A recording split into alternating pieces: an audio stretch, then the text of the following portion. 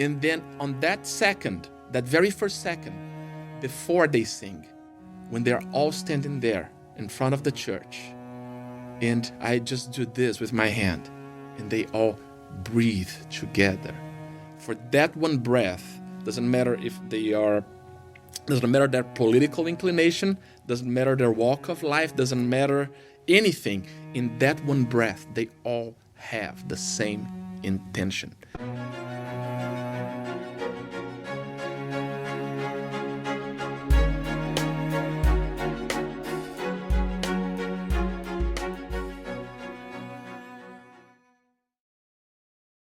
Hi, I'm Xander, and this is the Days Before You podcast. Music has always been a big part of how I connect with God. Depending on the mood, I have a different Christian playlist to choose from, whether it be Christian rap when I'm feeling super hype, or soft, comforting songs that remind me of Jesus' love. But over time, something shifted. The more I listened, the more I started thinking critically about Christian music. Is it just an emotional experience, or is it truly creating space for a real connection with God? That question led to another. What about the music we sing in church? What's really happening in those moments of worship? Music is powerful. There's no denying that, which is why today we have Daniel Bondaczuk. He is the worship pastor at the Madison Campus Church in Tennessee, and he knows music. Hello, Daniel. Hi, Xander. How are you doing? I'm good. How are you? I'm doing great. Thanks. Yeah. Well, I appreciate you coming on today, and I just wanted to start out. Can you introduce your background? How did you get into music into the first place? That would be a long story that I'll try to make it super short for these purposes here. But yeah. Ever since I was a kid, I was in second grade. My mom came to me one day and she gave me two options. I mean, son, you're getting older. It's about time you're going to do something outside of school. And these are your options. You can either take swimming lessons or you can take piano lessons. And it turns out when we had that conversation, it was a very cold day, so I chose piano. I didn't like it in the first place. It took me actually quite several years to warm up to it until one day I realized how much that had become part of my life. And I couldn't do anything else. It just became such a part of me. And at that point, I think kind of the tables turned when my mom came to me. I was getting, out of high school, about to go to college, and I made the decision to pursue a career in music. And my mom was like, my son, you got to be crazy. Go choose something else. But at that point, the decision was already made. It's been such a part of my life that I couldn't just see myself doing anything that wasn't that. And ups and downs in the journey, you add 20 years after that point, or 20 plus years after the point, which is sad because it reminds me that I'm getting old. But I can say that I've been in a variety of positions and situations with music, in the church, outside of the church, worked with artists, worked in the studio, led choirs, led contemporary music. So I think that gives me a very unique perspective on the subject. That it's not necessarily mainstream, but it's kind of, I think it's broad enough that there might be some insight in there. That's really cool, yeah. So over time, you've done this for a while, so how have you seen music change, especially obviously Christian music, how have you seen that evolve and change over time? Well, I do have a temporal perception, but I also had a big relocation in the middle of this process, which also switches the perception a little bit. I was born and raised in Brazil. I guess you can tell by the accent that I have that I just can't get rid of. But my church, my home church, was a very traditional church. I had a very formal music education. All the opportunities there were very traditional and formal. We had orchestra, we had concert bands, we had half a dozen choirs for all age groups, and we had that environment that was cultivated around that whole community experience that came with that. So for me, that was kind of the background I came on. We sang hymns, and pretty much hymns only. Anything that wasn't a hymn was kind of adapted into that structure of very traditional music. Now it's even different there these days. That's just not the way it is anymore. But then over the course of the years, I had the opportunity to work in churches that were non-Adventist, and they had a different perspective. Then somehow I moved to the United States, and then it feels like this is an entire different world. I think it has, in a certain way, evolved by style and aesthetics, because it's just the way the world is, and with technology these days, I think the pace of change is much faster than it used to be when I was a kid. But in other ways, I don't think it has changed that much. Because in the end of the day, it doesn't matter the aesthetic. It matters if in music can accomplish a purpose, and that is to engage people in this in the context of worship. And I think to that end, I don't see much of a difference from the hymns that I grew up singing to a contemporary worship song. I might see differences in what audience that connects with, and how those different audiences connect with music, and how that helps to shape their religious experience and their walk with God. But in a certain way, there isn't much of a change beyond the aesthetics. The purpose of music stays the same. The way that people connect stays the same. You're just changing, the type of music they are connecting with and they are using to make that connection. Yeah, it's interesting. So do you feel then, in that case, that with some of more Christian or contemporary Christian music, that would you agree that some of it might be over what's the word? Sensibilized or sensitive, or I don't know. Well, over emotional. Over emotional. Yes. Yeah, I guess that's the word I'm trying to find. Yes and no. Again, you have to look and analyze on a base to base. I'll give you an example to what I'm saying. If you look at most of the hymns in our hymnal, we were talking about songs or hymns. That most of them were actually songs before they were even hymns. The tunes themselves existed before religious context was attributed to them. But most of those tunes originated somewhere in between the 1700s and the 1800s. Some span all the way through the first half of the 19th century. The 1800s in particular were an era that in the arts we consider the Romanticism, because everything was about emotion, everything was about expression, was about being authentic to one's expression. So a lot of those hymn tunes in our hymnal, were set to songs and music and melodies from that time. Now we live in an era, in a time where things are much more practical. And because of this fast pace of life and fast change of progress, I don't necessarily feel that a contemporary song is more emotional or has a greater emotional appeal than a traditional hymn. I particularly find that some actually might have actually quite good poetry, which that's something that I have that discussion. I see that discussion a lot too. People like to compare the hymns as the gold standard, but there are worship songs that really have really great content and really good poetry, and there are hymns that have great content and great poetry, and there are worship songs that don't. That it's just fluff, and there are hymns that are also not that great. So again, it's a case by case basis. I think it's hard to put those descriptions in a box, and say old, because when you try to put those in the box, we end up with this kind of discussion that old is good, new is bad, or new is good, old is bad, and the real discussion is so much broader than that. Yeah, it's a lot more nuanced than what you're just black and white. Yeah. So I guess going off of that, how would somebody identify within themselves if what they're listening to, no matter if they're listening to old or contemporary, how would they identify if they're listening to Christian music just for that emotional experience versus actually trying to connect with God? Well, I think then we should ask first the question: is the emotional experience itself something bad? Is that something that we should avoid altogether? Is there a problem with an emotional experience?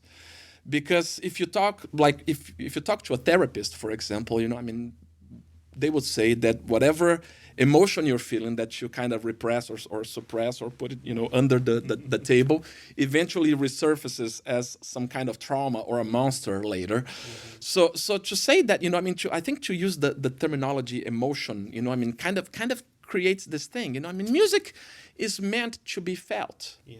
And there's nothing wrong with that. Mm-hmm. There's nothing wrong in expressing the way you're feeling, and you can't help the way you feel, and you shouldn't try to stop it. There's nothing, it isn't a sin to feel something. Yeah. God made us emotional, deeply emotional beings. So connecting with God will include an emotional experience. It might not be limited to just an emotional experience, but it will definitely include an emotional experience as part of that. So then the question, is the emotion bad? Is the emotion good? Is the emotional experience a bad part of it? Should I like a song because I like it, or should I like a song because it makes me feel something? Yeah. And it's really, it can get really nuanced and really difficult to walk that thread and try to separate things, when I think there is really not a problem in any of those things alone. Let me give you an example. Okay. Let's think worship as primarily an act that we perform, or that we collectively do, or individually even for the matter do, towards God. We worship God. We worship God in a variety of ways. We worship God through music, with worship. We worship God by proclaiming with words. We worship God. We can worship God by playing an instrument. We can worship God. You can go as far in theology as saying that we worship God by the way we live our lives, right? So that's kind of an all-encompassing thing. So that's that direction, that side of that relationship. But think about just about every good thing that God gave us. It kind of works both ways. It's never unidirectional. Let me give you an example. Are you married, Xander? I am not. You're not married. So one day you will be, and you will get to experience that blessing. I've been married for, oh my gosh, 15 plus years, wow. Which, again, I'm getting old. I don't feel it, but sometimes I'm reminded of that. But I've been married for 15 years, and marriage is one of those things, one of those institutions, one of those things that God gave us. And marriage is the greatest example, I think, when we think about that, because God calls the church the bride of Christ. So there it is, that marriage illustration. So I get great joy and a great emotional experience with my wife. Is that wrong? I wouldn't say so. Yeah, no. So if I do something thinking about the well-being of my wife, she is the main beneficiary of that action, but I get joy out of that process. Yeah. So look at worship in the same way. If I do something towards God, if I want to exalt the name of God, if I want to praise God's name or praise God for who He is, isn't that fair that I feel something in return in the same way? Yeah, no, that makes sense. Yeah, yeah. So the emotional experience is a part of it. You can't disconnect in it. You can't say that, oh, if it is emotional, it's bad. No, you gotta lean into those emotions and live those emotions. There is also a rational aspect to it that you can't ignore, and I think it's dangerous when you ignore the rational aspect of anything. But by the same token, it is not good to ignore the emotional aspect. It's a balance between those two things. Yeah. So let's talk real quick about that rational side of things. Because like with your example of being married, there's a lot of things that you might do for your wife that bring you joy. But I'm sure there's also hard days for both of you. And there's hard days where you still have to do some of those things for your wife, and you might not find as much enjoyment. So I guess that leans more towards the rational side of things. Like, and I'm trying to like discuss, I guess, in this part of the conversation, like leaning, like staying within that like emotional side and like being comfortable, and not really expanding someone's like with through music, their connection with God, like is all, and they only focus on that emotional aspect instead of trying to like find something else that's deeper. Yeah. Yeah. Yeah. Well, I think the emotional aspect can be the gateway. It can be the gateway to discussion. Can be the gateway to it's the thing that opens the door. I mean, and once the door is open, I think it's easier to have some of those conversations. I'll give you an example. I was born and raised in church, but I had ups and down periods, especially in my youth.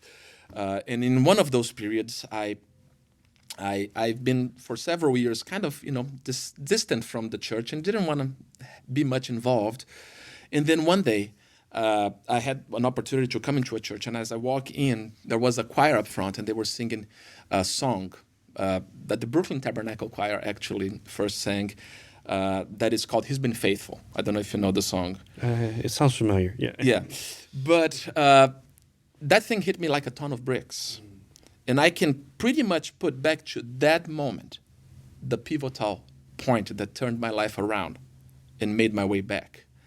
First, I can break it down rationally now into a few components. First, it wasn't a song I knew. I didn't know the song, so it wasn't the familiarity aspect.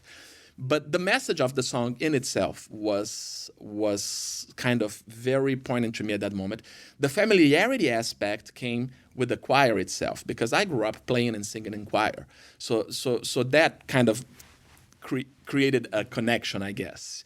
But that connection opened the door so that the message could get through. And I was at a point in life in which I was already beginning to wonder and to ask questions, and to wonder whether, I should, consider turning things around and coming back. And that thing was the thing that opened the door and brought me back in. Now, that was just the beginning of a journey. That wasn't the end of a journey. And I'm not saying that we should all go back to church now and sing that song, because again, there were circumstances that made that song speak to me in that moment. For different people, it will be different songs. It will be different formats, And I think that's something that I feel like the church struggles a little bit to acknowledge collectively. At Madison campus, I think we made great progress in the area, and I'm so proud that our church has such a diverse music. And I tell people, if you didn't like the music today, just come next Sabbath. It's going to be something completely different, But I'll tell you an example. My kids, they listen and they love Toby Mac. My son, knows all the lyrics and stuff. My wife just went with my oldest a couple weeks ago. Our youth pastor took them to a Toby Mac concert. And they had a blast. They came back home and they were talking about it for the whole week. And so you can tell the lingering impact that had on them. If you take me to a Toby Mac concert, it's not the same. It won't do much to me. I can like the music. I can appreciate the music for the craft and that goes into it. But it's not the type of song that connect with me. Yeah. Now, you can pretty much put. I'm using Toby Mac as the example, but you can look into anything. You can look into the hymns. You can look into more traditional music. You can look into songs that already made their way ubiquitously into the church that are not that old, like 10,000 Reasons. I think everyone can sing that at church, and in all of our churches eventually. That's not something that would be shocking to anyone, But then again, it's different songs, different styles, different things connect with different people. All of those were made with the intention of worship. All of those are somehow centered around God, or about the Christian experience, or about a journey with God. And each one of them connect to different people. Now, because it connects to different people, I can say that one is better than the other. because if if you took my kids to that concert, to that thing that I went, that I saw the choir, it wouldn't connect with them. So it wouldn't. If my kid's life depended on that moment to change, it wouldn't have changed. You know what I mean? Yeah. So we just gotta look from this greater perspective of things that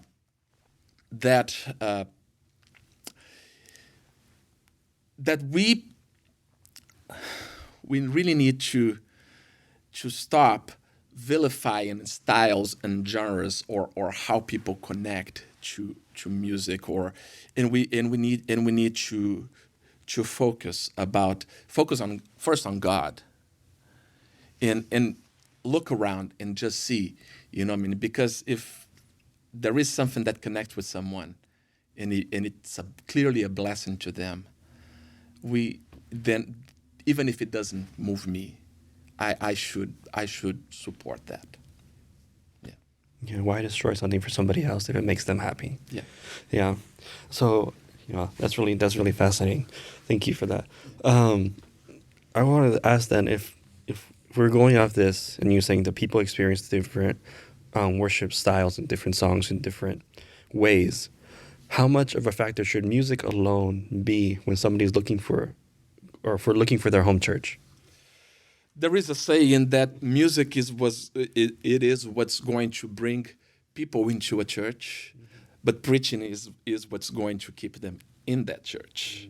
So I think it might be a little too straightforward. I mean, again, reality is usually more nuanced than sayings or than opinions, but I think there is a little bit of truth into that. I think worship, in the case music, and preaching, are probably the two main elements of a worship service. And they work kind of both ways, but they kind of have a little bit of that. They establish a little bit of that direction. I mean, with worship, with connect, we reach out to God with worship. God reaches out to us through the sermon.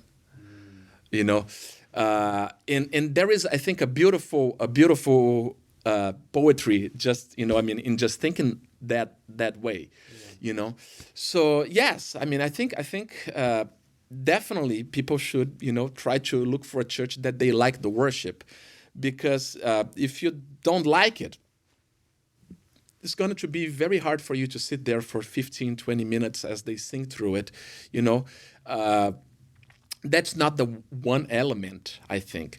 I think all those things are great gateways, again, to get into the building. But the real work of the church happens there in the building, and I think it's the community. Yeah. And I think a lot of people will come to a church because of music or preaching, but what really holds them in a place is the community they build around themselves in those places, which... Again, and I just love how fascinating this is, because you get to these full circles, that one thing feeds into another, and then you create these feedback loops. Mm-hmm. So again, music is a great way to build community. There is a saying that it takes a village to make music, but it takes music to make a village. Oh wow! Yeah. I think the community that you can truly create around musical activity, and that again can take many forms, it's unique and it's unmatched by anything else. I'll give you an example. You create community around sports, but sports have competition in its nature. Where there's competition, there is friction. Music knows no competition. Music and arts overall only know collaboration. So when people come to my choir, think about that for a second. You have 35 people from different ages, all walks of life. You have people who have been Christians or Adventists their entire life, and you have someone that just got converted last week that wanted to sing, and they all sit together. And then we give them music, and we teach them the music, and then on that very first second, before they sing, when they're all standing there in front of the church, and I just do this with my hand, and they all breathe together. For that one breath, doesn't matter if they are, doesn't matter their political inclination, doesn't matter their walk of life, doesn't matter anything. In that one breath, they all have the same intention. Think about that for unity. You know, I mean, in a world that is so hard to find common sense and agreement on just about anything, you know, music has the power to transcend that. You know, it's such a powerful device. Now think about that. You can extrapolate that even beyond. Think about a whole church when we sing together. You know, I mean, 200, 300, 400, 500 people there sitting together. That first breath before they sing, the first hymn, and then, or the first song, and what comes out of their mouths, they breathe in the air, the symbol of life that God given us, because God breathed into Adam's lungs so that he could come alive. We breathe in that same air, and what comes out of that air is an expression of worship to that Creator. Think about that. I mean, just think about the poetry of all of this. I mean, you know, I mean, that's what I'm saying. You can't take the emotional aspect out of it. If you take the emotional aspect out of it, then you can't appreciate this thing. You know, I mean, you got to look at the God that made, you know, earth as it is with its seasons. You know, I mean, with all the beauty and color that it has. You know, I mean, that being has an appreciation for poetry. You know, I mean, you gotta have. You know, so we can't strip that out of our lives. You know, that's fair. I love your passion about this, about music in general. Yeah, and especially about the community, because like they're one of my favorite YouTube like photographers. Always like in almost every video, he's like, "It's community over competition." Yes. You know, because we're all learning from each other. We're all learning and like building new skills. Yeah. And with music, we're all going to learn from each other and make even more better music in the future. Yeah. Yes. So, yes. So well, and just think about that also from the perspective of like the Christian walk. Mm-hmm. You know, I mean, Pablo Casals, famous cello player, or I might be confusing, Yo-Yo Ma. I think, not Pablo Casals, cello player as well. But that would be a name that will be even more known these days.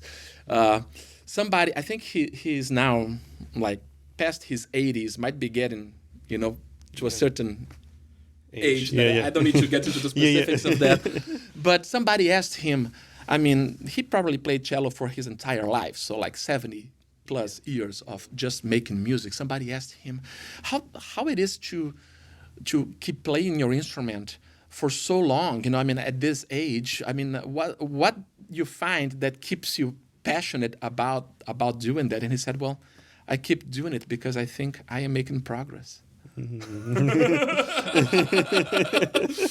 So think about that for a second. You know, I mean, we talk about the Christian journey, the Christian life, about this thing in which we not always get things right, but we hope to at least be on a path in which we are at least trying.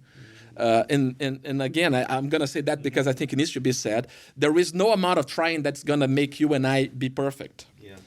But there is something about the process of trying that is important and that is very character shaping in the life of a Christian. Now think of the parallel of that with music. You know, I mean, I've been making music for 30 plus years, and like Yo-Yo Ma, I think I've been making progress. You know, and I still think that the best music I'm going to make is in the future. Mm-hmm. You know, and I want to do things better. I wanna ever be able to do things better. Just think on that passion that you can infuse in people. The concept of excellence, the concept of perfecting something that on the surface feels very small, you know, but then again, beauty is in the details, you know, and make the parallel of that with your Christian walk, with your walk with the Lord, and how sometimes you don't reach that mark, but the fact that you are trying, You know, I mean, there is an inspirational aspect that you can draw out of that, and there is this clear parallel that you can trace with music and community into this process. You know, Yeah. yeah. Yeah. Well, that's really cool. So we've been talking a lot about community, and I wanted to go back a little bit, and I feel like I should have asked this question way earlier. But since we're talking about community already, I figured I might as well ask now, and it's about praise and worship. Yes. And I don't know if you would necessarily agree, but I've always believed that those are two different things. You know, praise is when you're in church and you have the community with you and you're all together praising God. But worship is a much more like private experience that you are as an individual. So I want to know your thoughts, if you agree with that, and if you do, like what the differences are of that. I think it's a game of semantics. You know, I mean, you can trace the origins of those words in how we use them. Like, for example, when your team wins the league, you praise the athletes, right? I mean, we give praises to people all the time. Now, worship, the root of the word in English at least, comes from worth-ship. So you are proclaiming the worth of something or someone in the case. So that's a much deeper meaning, right? I'll give you an example. You might praise your team for winning. You are not going to worship your team for winning. I certainly hope not. At least. There's some people out there. Yeah. So I don't necessarily make that division so much in between like the public and the private, but I tend to use I don't necessarily like the word praise. I don't use it as much. You know, I mean, I like the word worship when it comes at least to music in the church. Because I think praise, it's kind of like a cheaper cheaper alternative. But then again, even if you think as worship, I mean, we can worship in community. You know, I mean, we can worship privately. We can worship with music. And we can worship with prayer. We can worship with proclaiming, speaking out loud things. We can worship with the way that we feel. We can worship in a variety of ways.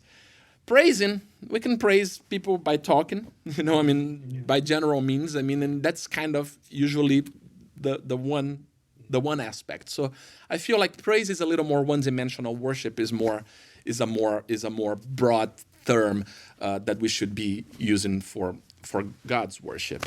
But then again, even when you think into music, into the church, and that's something that I think needs to be talked and needs to be understood.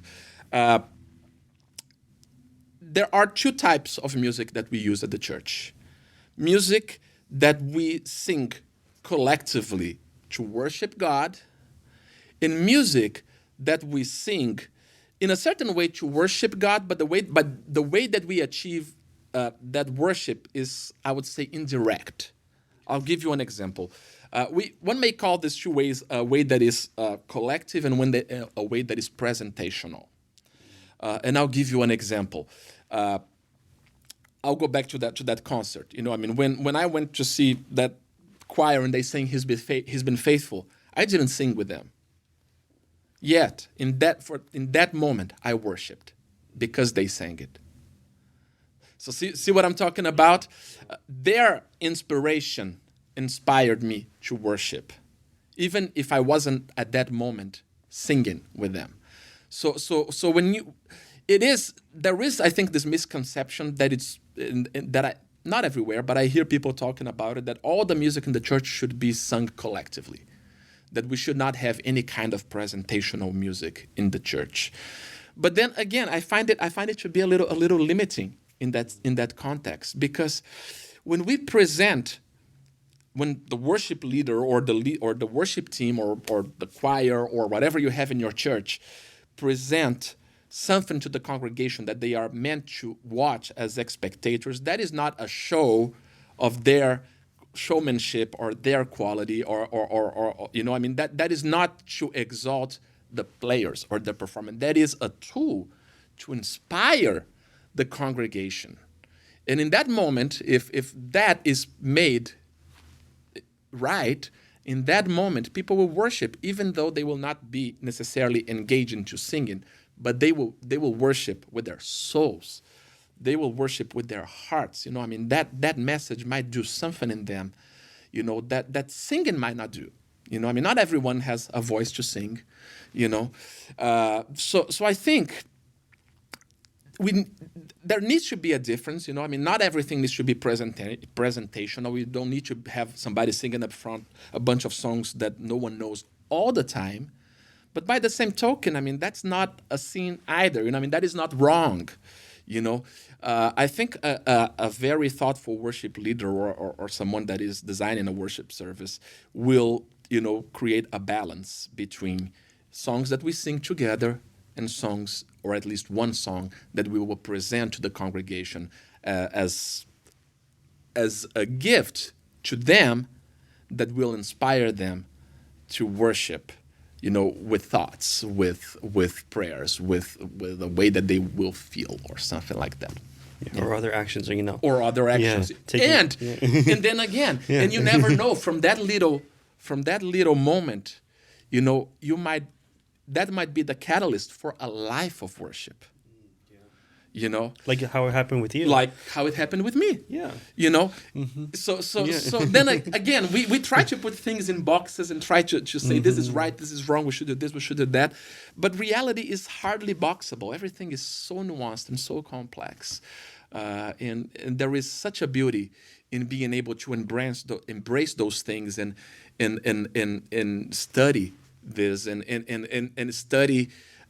You know, human behavior, and study how people react to those things, you know. And there's so much room for experiment.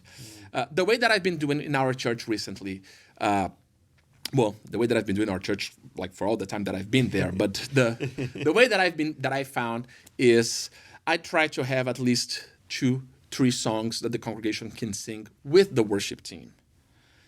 Then I'll have the worship team sing one song that I don't expect the congregation to know or sing. And that normally is going to be a song that will, you know, have a little greater technical difficulty, that will have, you know, a message that you know, I mean, that is a little more provocative, you know, something to stir thought. Then after the sermon, we do a song collectively together. This one just with piano and the congregation. I normally lead those from the piano, which amounts to say that I play it and hopefully the congregation sings, because because I can play and sing together very well. But you know, that is a response. So that engages them, hopefully in different ways in every one of those opportunities. And in the end of the day, all of it, even when they are not singing, it is meant to make them worship. Yeah. Well, I will say that I've seen you like perform several times in Madison, and there was one experience. I don't remember exactly when it was, but like I hope you remember it. But it was like you had like several songs in like back to back to back. Yeah. What was a special? It probably was one of the special programs. Yeah. I just thought, like it was just so impactful, because like you didn't even transition. You didn't like, you know, like, oh, we're gonna play this song next. You know, you just went from straight song to song to song, and that whole sequence was really like impactful for me. So first of all, I want to appreciate you for that and like all your skills and talent. Well, praise the Lord for that. Yeah. I can't take credit for any of it. Yeah. It's been a journey at Madison. I thoroughly enjoy what we have done. My academic background is not in theology. I keep saying it out loud, and people keep rebuking me for that I am your non-pastoral pastor, because I don't have a degree in theology. I don't want a degree in theology. My academic background has been entirely in music. Back in Brazil with piano, which has always been my main instrument, and in here with composition. So the year was 2020, and I have been out of school already 4 years, I think, at that point, or 2019 actually. And it's been 3 years that I have been out of school, and I was having that kind of pep talk with myself that, Daniel, if you're gonna continue calling yourself Daniel Composer, you know, you actually gotta write something. You know, because for 3 years I didn't write anything. and I was just, I deal with music on a daily basis, so I'm always playing, I'm always, directing, I'm always doing other things. But writing music for me is a very meaningful ways of expression. And at that point, I wasn't doing it. And I thought, well, I don't want to write something that no one will sing. I don't want to write something that no one will hear. Because, with most composers, that's what happens. If you're not writing for a specific purpose, nobody will even find it and look for it. Nobody's looking for weird music or new music or whatever. But I thought, well, I have this choir here in the church that I've been directing for a while. I can write music for them. And that thought just lingered in my head. And then our pastor at the time, Pastor Ken, came to me and said, hey, I've done this play at camp and a while ago. I wonder if you could do something like that here at the church. And I, even without thinking too much, I said, well, if you will let me write original music to it. And that was kind of the beginning of my compositional journey, which was kind of the starting of the big programs that we've done at Madison campus. So we've done we really capitalized on Easter and Christmas because those are the perfect opportunities to invite people into the church, people that normally don't come here. So every year we make a big deal out of those. I write, a brand new. On the past years, I did like oratorios, cantatas. I don't want to get into the technical aspect of what's the difference between those, but I found them to be the most encouraging things to the choir and to the orchestra. People have really became supportive of that. So they come, we practice that for 3, 4, 5 months, sometimes getting ready for those programs. We make it into a big concert, 40 minutes of music. Pastor comes, preaches. In the end, we sing together a hymn too, with the congregation, kind of in that format that I was telling you. And I've seen the impact it has had over the years, very, very positively. But it is different than what you think. Who do you think gets the greatest impact? The church members, the congregation? No.